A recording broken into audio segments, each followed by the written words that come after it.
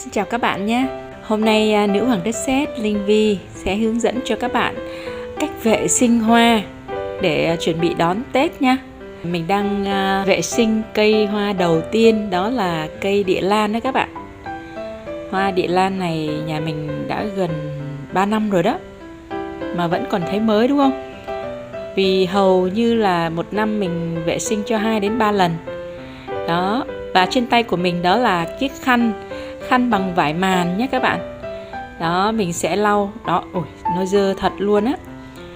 Và cái này là 6 tháng rồi mình chưa vệ sinh nó, cho nên nó thực sự là rất là dơ.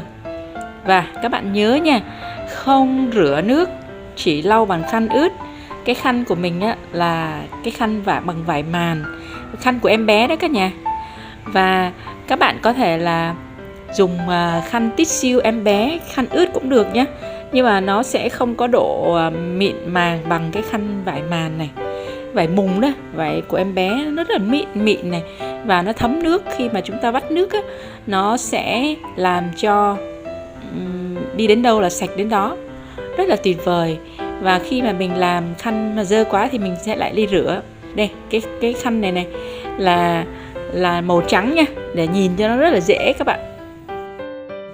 Và tiếp theo đó là cái bình hoa thứ hai, là bây giờ là chậu lan hoàng hậu, tiếng Anh gọi là Cattleya. Hoa rất là to và màu trắng thì rất là dễ lau các bạn. Nếu mà nó có mà vệt dơ đó, đây thì mình chỉ cần lấy cái khăn mình đẩy nhẹ thôi là nó sẽ hết được nhé. Rồi, nhớ cái khăn vải màn này nó rất là tuyệt vời. Mình đi giặt đi, mình sẽ đi giặt đi, khi mà nó dơ chúng ta sẽ giặt bằng xà phòng hay là xà bông nước rửa chén đó các bạn, thì nó sẽ nhanh hết cái bụi. Đó, đây là cây lan và mình đang lau cây lan lá cả trên cả dưới nhé các bạn. Nó sẽ rất dễ bị dơ ở cái khe. Nếu mà chúng ta mà không rửa được ở các khe thì chúng ta có thể là cho quấn vào cái đũa chúng ta lau, nhưng mà mấy cái cây này của mình rất là dễ lau cho nên mình không cần phải. Đó, các bạn lau cả trên dưới. Và cây thứ ba đó là cây tulip, hoa tulip đấy các bạn. Ôi, dơ ra là dơ luôn. Đó, chính là cả năm nay mình không lau rồi.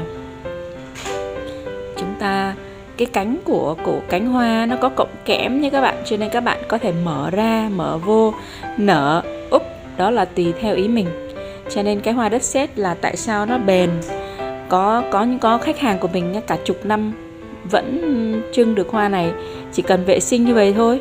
Và màu thì đã trộn vào trong đất sét rồi, và chỉ cần quẹt một ít ở bên ngoài thôi là nó đã có cái màu ửng này rồi. Cho nên nếu mà các bạn mà có lỡ phải lau phải cái màu á mà nó phai á thì không sao, mình lại sơn lại nhé.